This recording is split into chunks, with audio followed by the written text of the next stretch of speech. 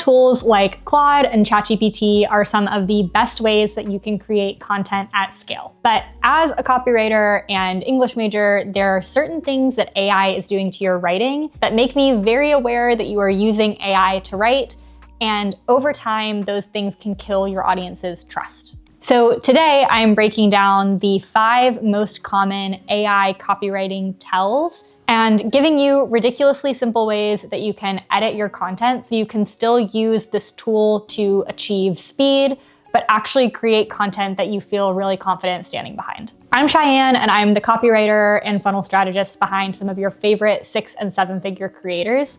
And the truth is, your favorite creators are also using AI. But the difference is a lot of them are using AI in other parts of their business. So most of them will have a copywriter who is ghostwriting their content. And if they are using AI, they're doing it in a way where they know how to edit around it so that you might not be able to tell. Now, that being said, what I did in preparing for this video was I actually grabbed some Instagram content from larger creators and pulled the places where I could spot that they were using AI. So as I give you these AI copywriting tells, I'm also going to side by side pull up some examples of content so that you can see them in action and see how I, a copywriter, would actually edit around these things to make the post feel more like it was truly written by a creator. Okay, so the first tell that you have probably seen is rhetorical questions. AI likes to put a lot of rhetorical questions in the copy. So these are things like the real win, the game changer. Like, it's this very dramatic writing tool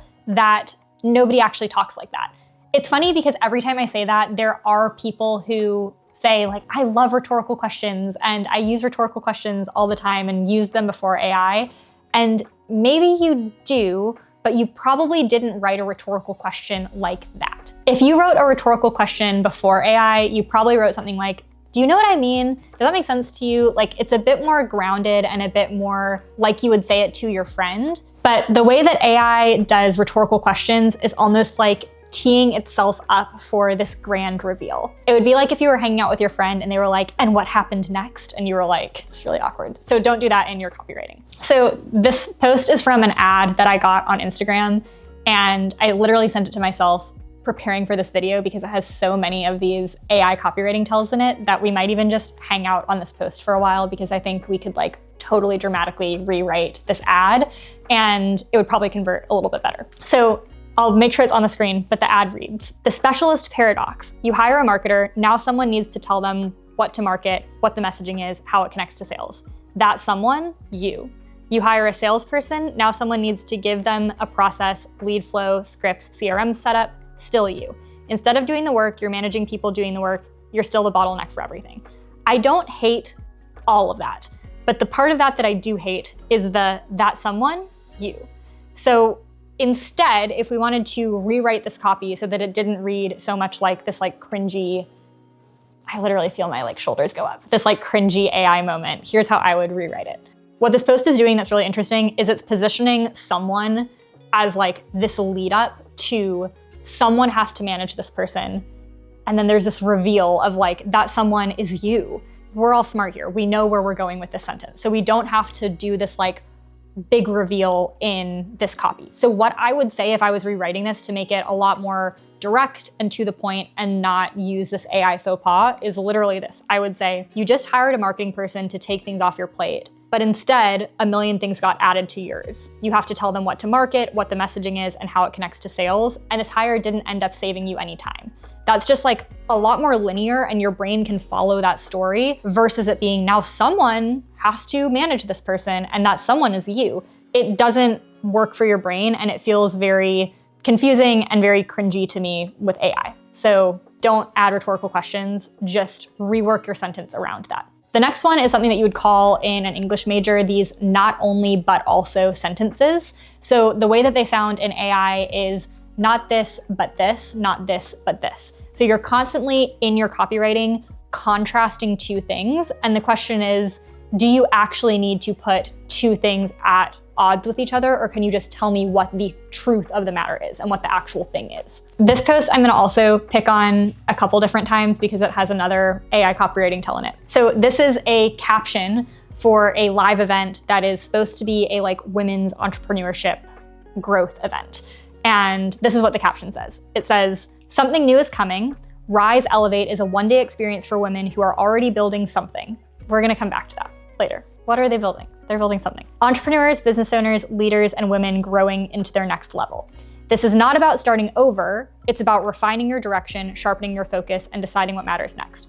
I wanna stop there. Why, if I was a business owner and a successful business owner who's coming to an event, would I assume that I needed to start over? You're putting this assumption of like, you're gonna come to this event and you need to start over, but I didn't think that I did. Like, this assumption is coming out of nowhere that like, come to this business event so I can give you strategies. Don't worry, you're not gonna have to start over. But nobody said anything about starting over until you mentioned it. So not only are you doing something, wow, it's really funny that I'm about to use a not only but also statement to explain why not to use not only but also statements. So not only are you introducing a conflict that did not previously exist in your buyer's mind, but you're also using this weird AI copywriting tool that is just fluff. So if I read this sentence out of nowhere to you, if I just came up to you, you're sitting at a coffee shop, and I just sat down and I said this is not about starting over. This is about refining your direction, sharpening your focus, and deciding what matters next. What am I talking about? Like, that could literally be about anything at all in the world. That could be about your dating relationship. That could be about moving. Like, I kind of think you're talking about moving. This isn't about starting over. This is about refining what's next. Like, that could be talking about literally anything, and it's not adding any value to the copy. Copywriting is real estate. You only have so many words to actually be able to explain what it is you're trying to say. And if you put this fluff in your copywriting, you are taking up precious real estate that you could be using to move your buyer forward. Also, your brain in reading this probably just like skims right over it. So what I would do instead is, instead of telling somebody this isn't about starting over, I would say, over the course of 3 days at this event, we are going to cover this, this, and this. We're going to cover very hyper-specific things like your team and hiring, how to optimize your P&L to increase your profit margins. Like, if this is really supposed to attract high-end business owners who are building something, then let's tell them what the something is that they're building and how we're gonna optimize for that. Rework your copy. Don't say it's not this, just tell us what it is, and don't introduce a false narrative that people aren't already thinking about. Okay, the next copywriting tell is often very similar to the not only but also statements. They work kind of in tandem, like AI uses them simultaneously, is these short, stacked, repetitive sentences. So sometimes they will go, not this, not this, not this, but this. Other times the sentences are just stacking repetitive copy over top of each other. The reason why AI did this, because I was a copywriter long before AI existed, is because as a writer, you're taught to add short, punchy sentences in the middle of longer sentences to vary up sentence structure. It's a really nice tool that helps your reader kind of skim over things, look at things in a different way. It adds a tone and a rhythm to your copy, which is similar to the way that we speak, right? We speak in a long sentence and then we say something short and then a long sentence again. So I understand why AI does this, but it's actually not the most beneficial thing if you are writing your copy. So let's look at a couple posts that do this. So this one has both rhetorical questions and also repetitive sentence stacking. I think it has a couple more too, but we'll see. Is this you? I don't hate that rhetorical question because that's like an actual question. Like, that's not even necessarily, it's a little rhetorical, but is this you? When I first started speaking, I made a brand new talk for every single event. Late night slides, cramming transitions the day before, never really mastering the message because I was always learning something new. Hell on earth.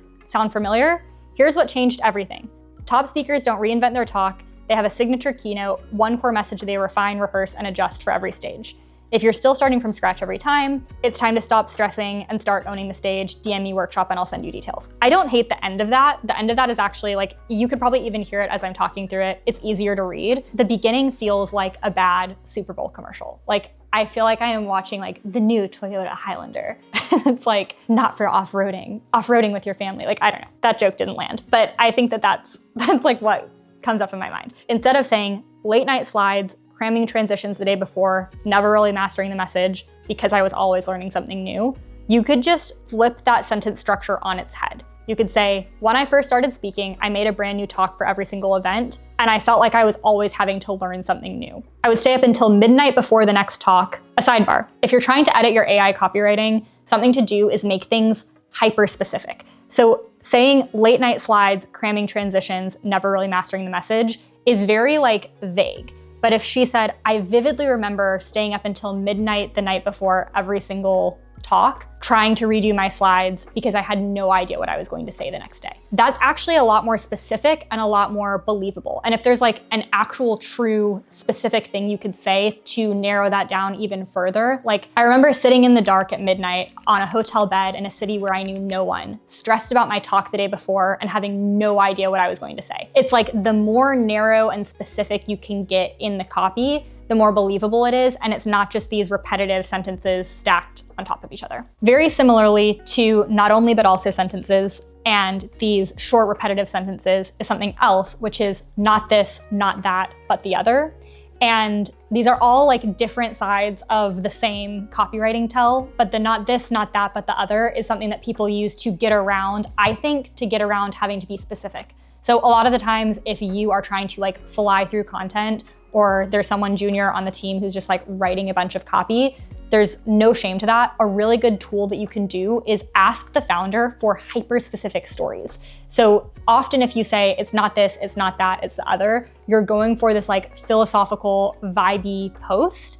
And in reality, what you want to do is put hyper-specific stories to that so that you're not just using adjectives to describe a situation, but you're actually showing. It's like the classic, you probably got this edit in high school when somebody like red penned your essay, show, don't tell. Like you need to show, not tell in your copy, and AI will use these not this, not that, but the other to rely on adjectives instead of relying on the story. So here's an example of that one. Entrepreneurship isn't glamorous. It's inconvenient, it's uncomfortable, it's a day fight between who you've been and who you know you're meant to become. It just feels like TJ Maxx, you are enough.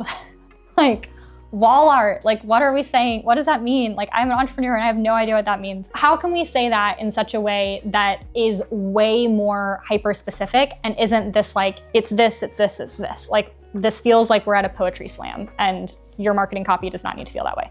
So could you say entrepreneurship isn't glamorous and then give hyper specific examples of like why entrepreneurship isn't glamorous? It's doing taxes on your couch with your hair in a messy bun. It's saying no to friends who want to go out for drinks because you have to reply to a client email. Like there's a really funny reel going around right now that's like entrepreneurship will have you standing in a public place locked in on your phone like you're texting a toxic ex. And it's like, that is so hyper specific that every entrepreneur is like, I know that feeling. Like I know when I got the client email and I had to step away from my friends at happy hour and like lock in on my phone to reply to it. The hyper specificity of it feels real and shareable versus just saying it's not glamorous, it's inconvenient, it's uncomfortable. What do you mean by that? So if you can break up these short repetitive sentences and instead be really hyper specific, you are going to end up in such a better place with your copywriting. Hey, I'm just sitting here doing my final round of revisions on my AI copywriting tells video,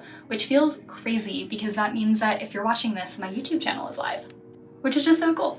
I know I'm kind of hating on AI a lot in this video, and I hope that it comes across as warm and kind, and I really want creators to be able to use a tool that is very effective. I wanted to give you something that I think could be a really good fit for you if you're a solopreneur, an earlier stage creator, just curious about AI and do want to use it in your business but don't want to sound like anybody else. And it's a tool called Poppy AI. So I want to show it to you really quick. So the way that Poppy works that's different than a lot of things like Claude or ChatGPT is you can actually come in here and link your favorite creators' channels directly in Poppy.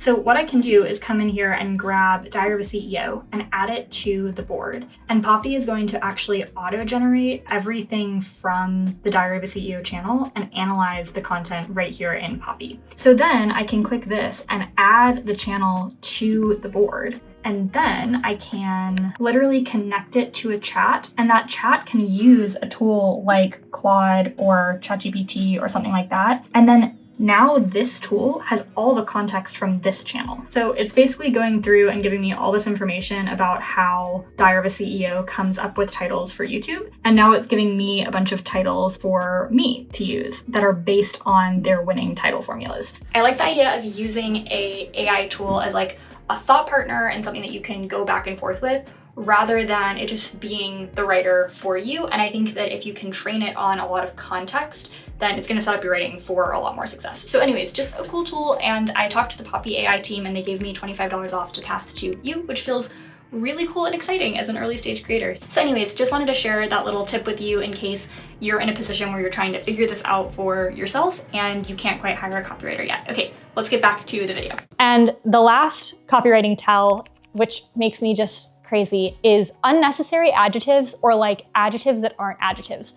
Real is not a good enough adjective. Like to say the real win, the real entrepreneur, the real hack, like real is not an adjective. Also, something is not an adjective. Like the post that I looked at earlier of this is a one-day experience for women who are already building something. What are we building? Something is not an adjective. This is similar. And here's the huge problem, if nothing else, with too much AI copywriting is that you start to sound like everyone else. So these are two different posts from two different entrepreneurs. Both of them are selling something for women entrepreneurs, an event, an experience, a mastermind. They're selling something for them to come to. One described it as your woman building something. This person put a slight spin on it and said, this is for founders who have built something real. So now we used the word real as an adjective to describe something. And I have no idea as an entrepreneur if this is for me or not. So it says, this is for founders who have built something real and are ready for the next stage of growth. That could be any entrepreneur who has an LLC has built, I guess, something real, if real means that you have a legal entity set up, like, is that what real means? And you're ready for your next stage of growth because you want to grow your business. Like theoretically, you have something real and are ready for your next stage of growth. And you could go to any of these things because none of them tell me about what it is. So again, the antidote here is hyper specificity. Like, can we, instead of just saying real, can we say, this is for founders who have built a 7-figure online business selling courses and are realizing courses might not sell in 2026. That's way too long-winded, but you could figure out the specificity for that of this is for founders who have built 6-figure businesses selling online courses and are ready to pivot out of the course structure into a membership model. Like that tells me yes or no, is it for me? And the polarity of me deciding that it's for me or it's not for me is going to cause me to either buy or not buy. This is another example. You've built something real, offers that sell, customers who trust you. So we're getting a little bit more specificity, but now we're layering on those repetitive sentences. So instead, if we could say you've built an 8-figure business with customers who trust you and an offer that sells, but you realize you have to pivot because marketing is different in 2026. Now we've gotten so much more specific and are actually speaking to their actual pain point instead of just like throwing out this fluff because AI told us to, and AI didn't have enough specific details to actually tell your story. So I hope that in hearing all of these AI copywriting tells, hopefully number one, you laughed a little bit because you like can't help but laugh when you're seeing them. Unfortunately, in the world that we're in right now, the price of getting enough revenue in your business is often volume of content. And so if you have to play the volume of content game, then at least play it knowing how to write AI copy and use AI copy as a foundation that you can edit to really sound like you. So biggest tools are like cut words that don't actually make sense, use actual specific adjectives, and wherever you can make things hyper specific because that is usually the thing that will cure your AI copywriting from sounding like literally everyone else. So if you found these tools helpful, I will be sharing way more copywriting secrets where that came from on this channel. And thank you so much for being here, and like and subscribe, and I'll see you in the next video.